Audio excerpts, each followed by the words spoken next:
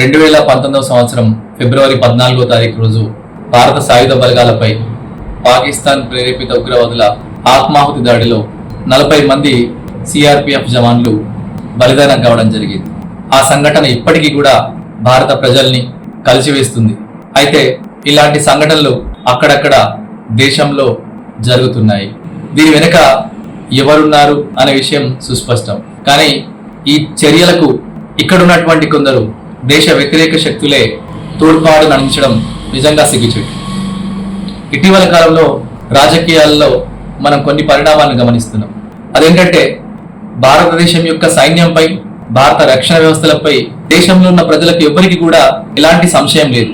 నిజంగా వాస్తవానికి భారతదేశ సైన్యాన్ని ప్రపంచం లోపల అత్యుత్తమమైన సైన్యంగా వాళ్ళ ప్రపంచం పరిగణిస్తుంది. దేశ ప్రజలందరికీ కూడా మన వీర సైనికుల త్యాగాలపై, వీర సైనికులపై గర్వంగా ఉంది. కానీ కొన్ని రాజకీయ శక్తులు తమ పుట్టిన రాజకీయాల కోసం ఇవాళ చట్టసభల్లో, అంతేకాకుండా బహిరంగంగా సామాజిక మాధ్యమాల లోపల అనేక రకాలైనటువంటి వ్యాఖ్యానాలు చేస్తున్నారు.